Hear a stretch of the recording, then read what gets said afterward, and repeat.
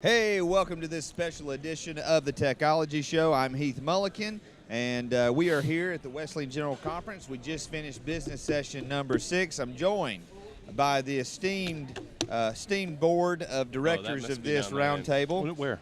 David Drury, Heath Drury, and Stevan Sheets. And this roundtable is brought to you by Wesley Seminary at Indiana Wesleyan University. You can study online while continuing to serve in your ministry context.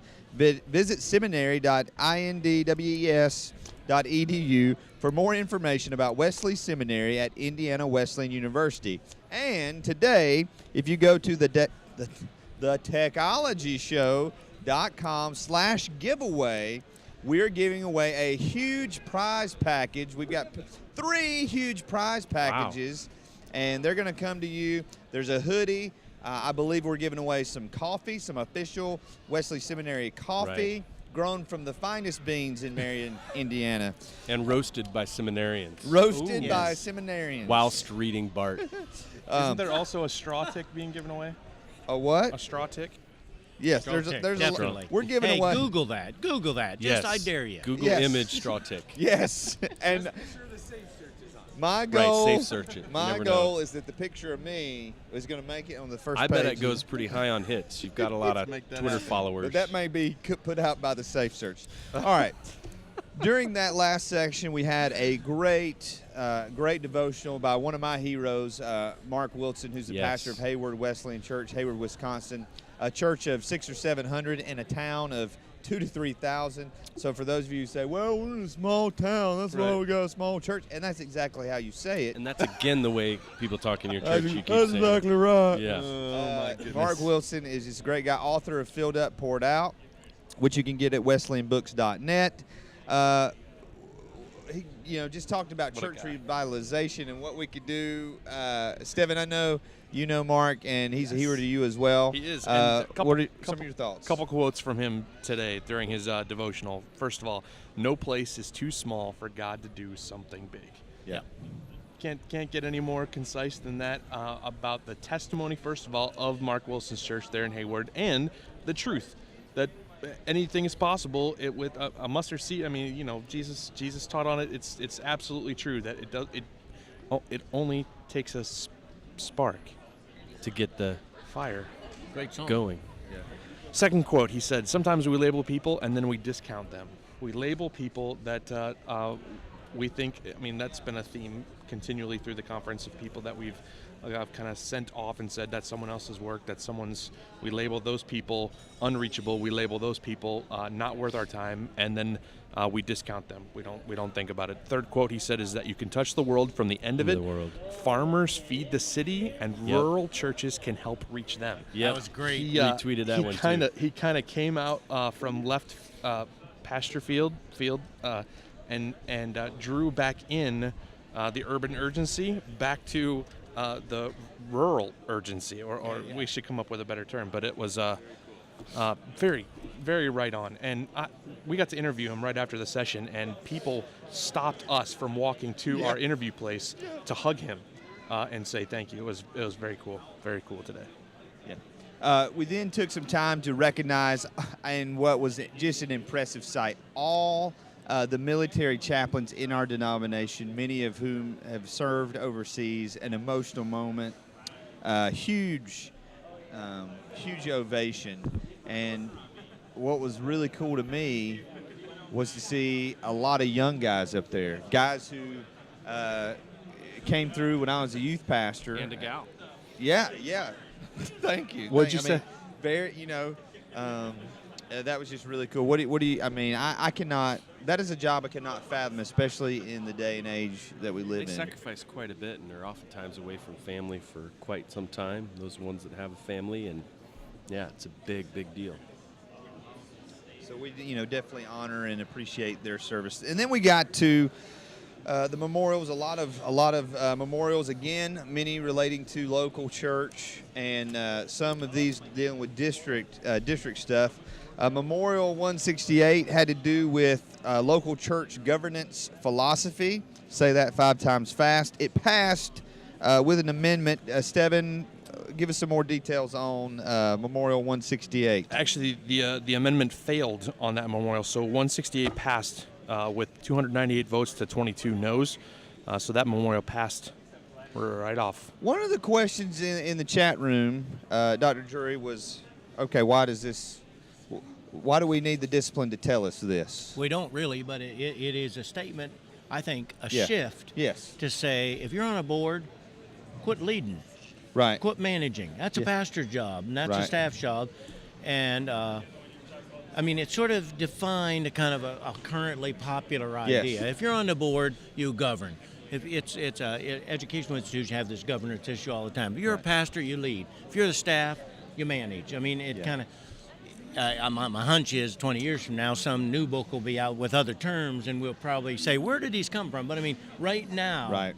it's sort of dividing the job of boards who like to lead and manage. Right. Say, what again? When are we meeting? What are we, that sort of thing. Which is a general trajectory towards more empowerment of pastors. Yeah. That's Yeah. happening at this That's- general conference. exactly. I do Yes. think that it's in Wow. line with two things that are happening in the local church, and that's for boards to find their power not in managing the details, but in deciding who decides. Yeah. There's in fact no greater power than deciding who's going to make future decisions. Yeah.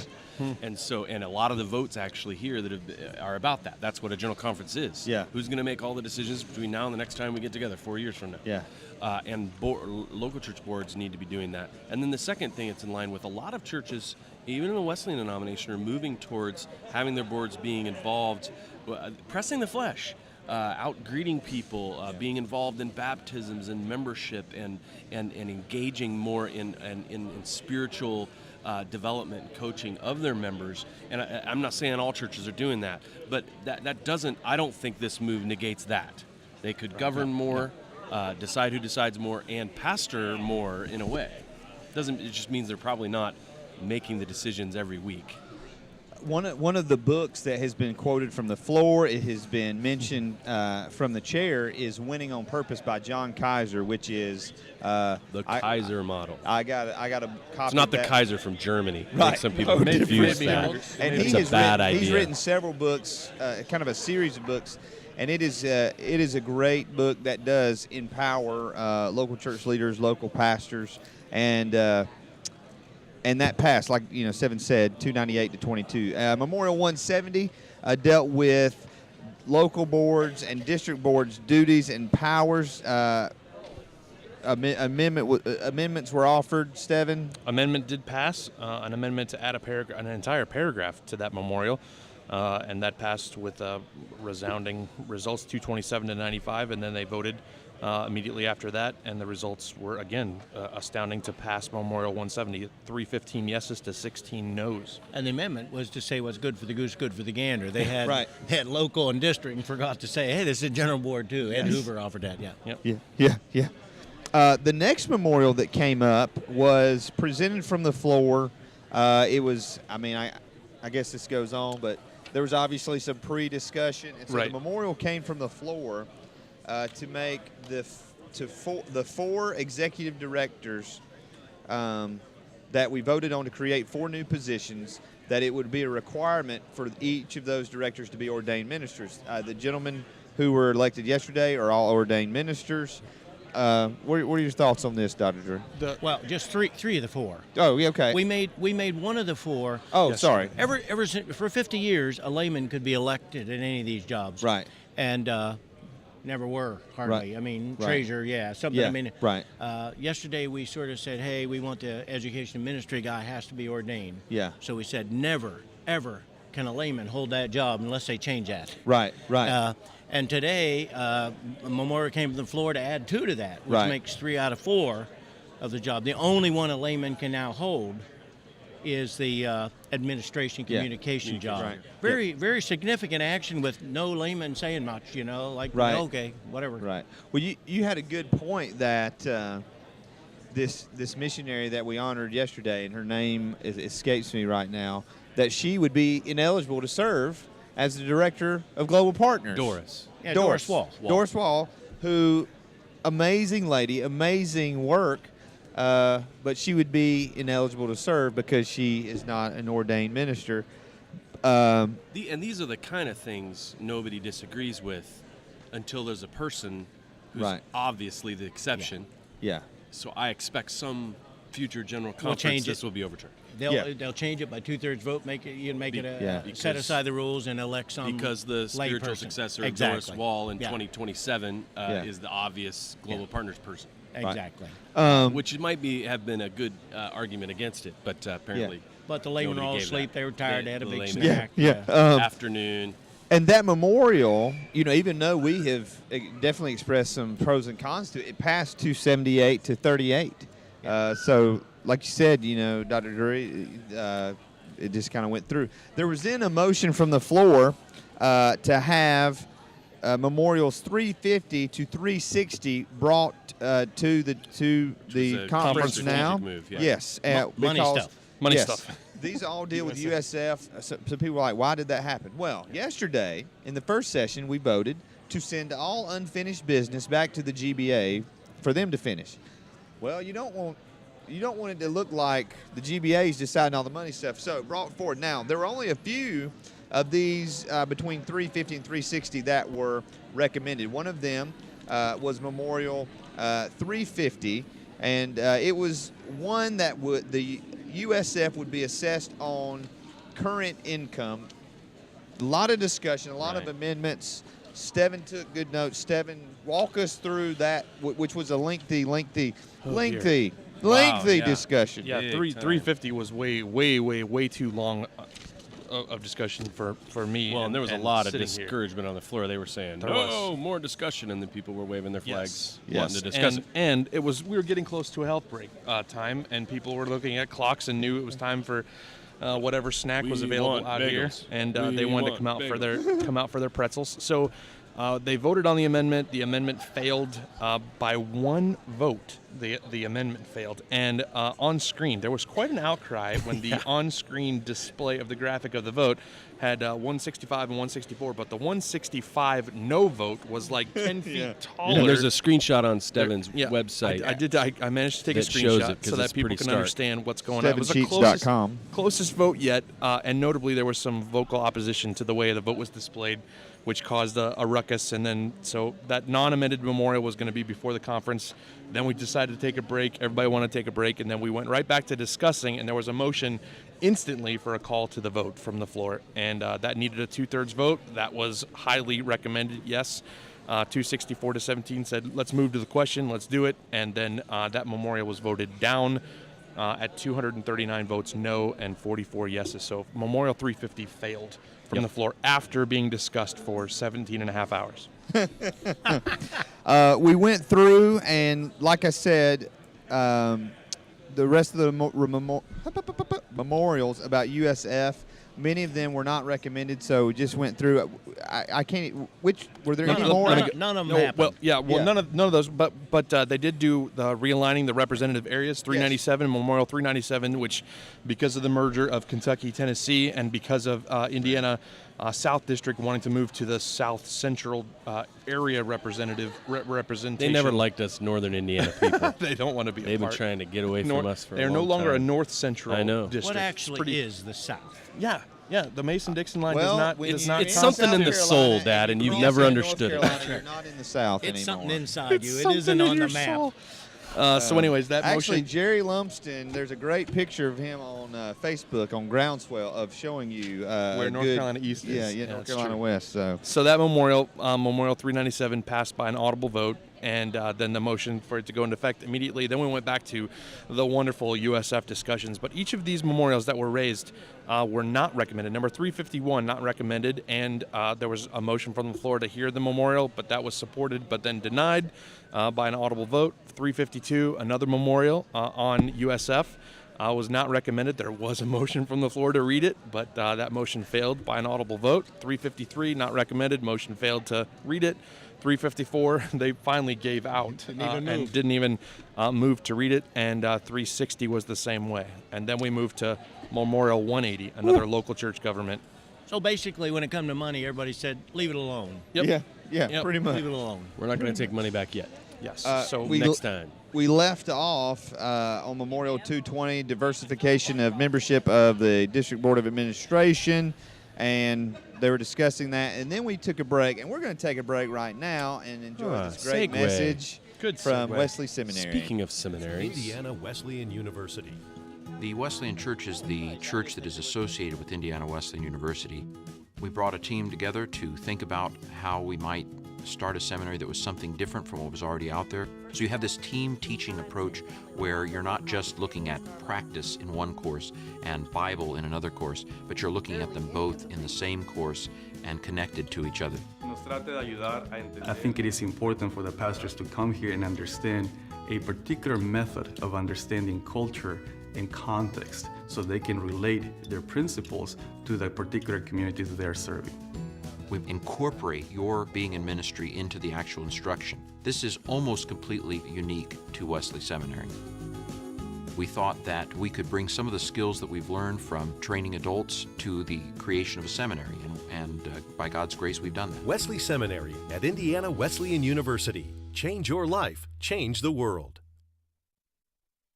Seminary for their sponsorship of today. And again, go to thetechnologyshow.com/giveaway. You can win one of three, not one, not two, but three prize packs from Wesley Seminary. Now, we have a question from the chat room before we talk about what's going on right now, and it's directed at you, Dr. Drury. Is General Conference set up to get a lot accomplished or not?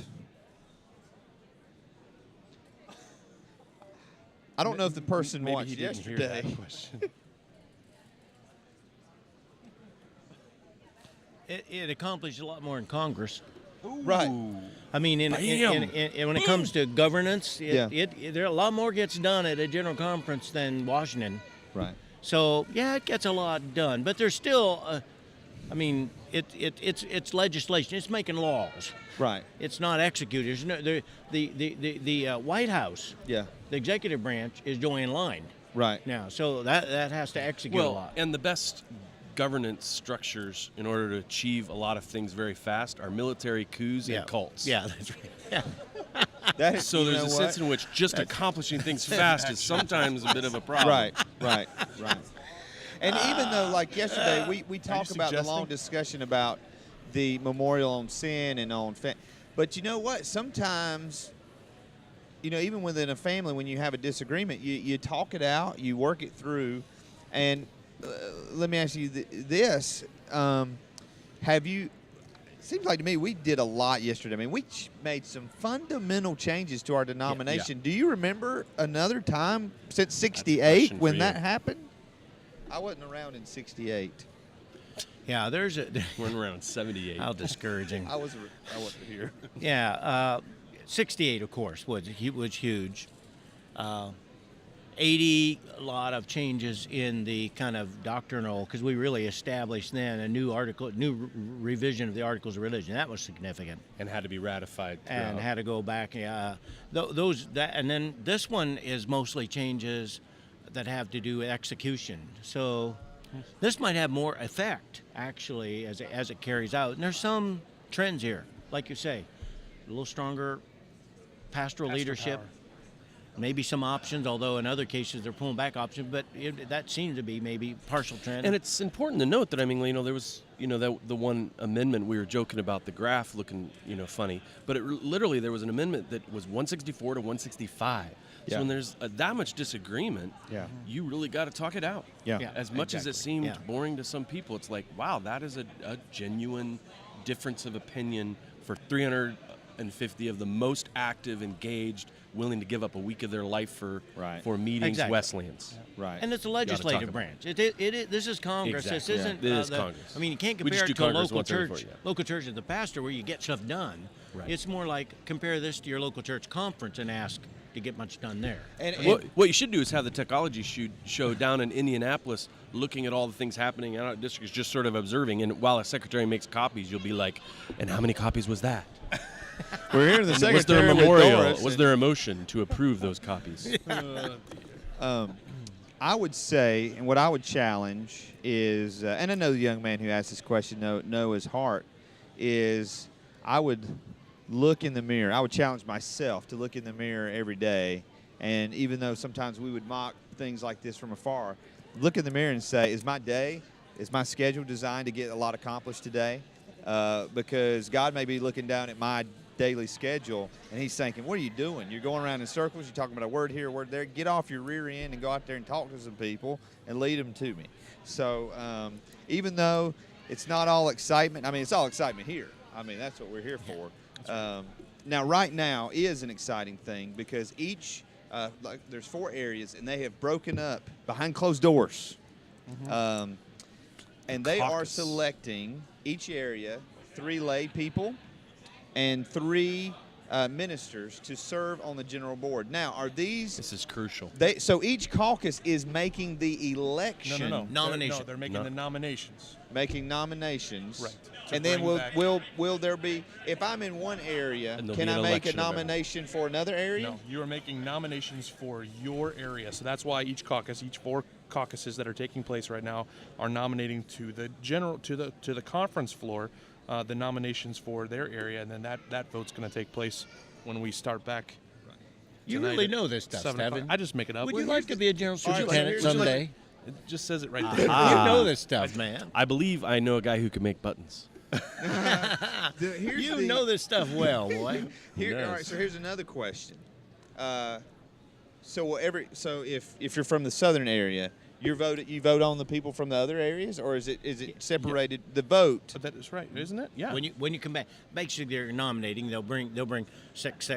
You know, they'll bring the names in, and then the whole group just says on those. All in favor say amen. I mean, the whole group just votes the batch in. So you're technically elected by general conference, not your caucus. Right. But it's very representational. These Yeah, are our exactly, people. exactly. Yeah. Yeah. Which makes sense. Yeah. And so what we're going to be looking for, and you know, Stevan's proven he is just doing a great job of.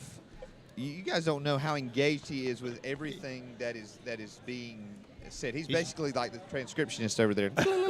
And we need to get you one of those cool typewriters. And so what a great discussion that we'll be able to have after the general board elections is to look at names, ages, diversity. How many new people do we have? We'll kind of share who's, you may be asking who's on the general board now. We'll go through that. Been on for a while might we're going to set up to be nominated, all that stuff's happening now. Joiner's been on for what, 10 quadrennias. We have a few mega church pastors, who are on there now, and then they may go off and others might go on. Yeah. So we're going to have like a whiteboard and show you how many electoral votes are needed from each caucus to make the. He's getting loopy. Give that boy some water. Red states, blue states. Yes. So it's going to be an exciting night, and as usual, stay tuned to the technologyshow.com for all the latest general conference news and actions. Once again, we want to thank Wesley Seminary. Go to the technologyshow.com/giveaway. Go to daviddrury.com. Wesleyanhistory.org and StevanSheets.com. Stay on StevanSheets.com. Man, open up 5 tabs on your computer. Get them all. And we'll see you guys later tonight.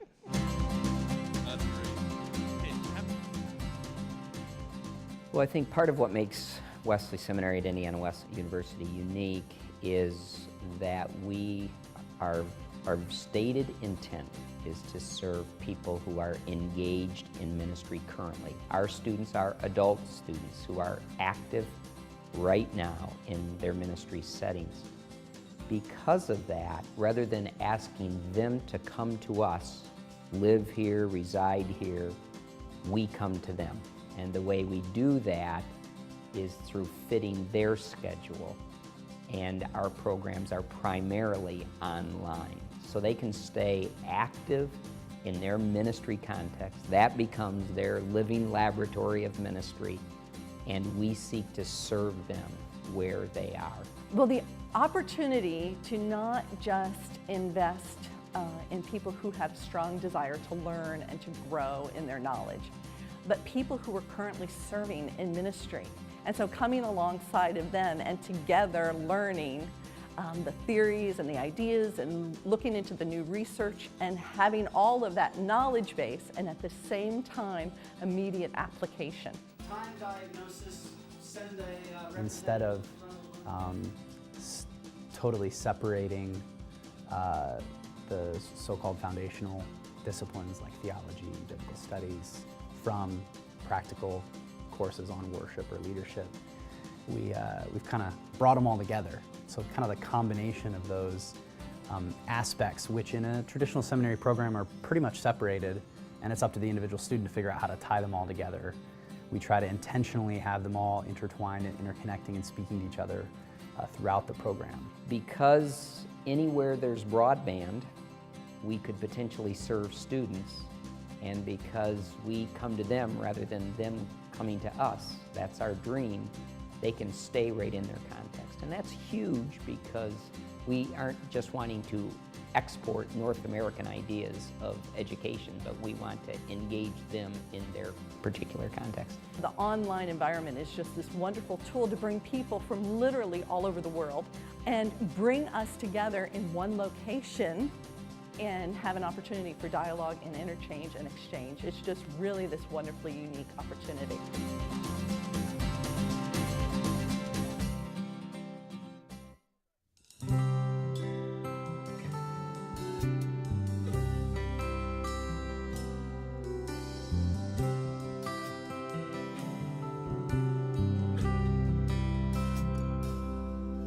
God loves us, His love is made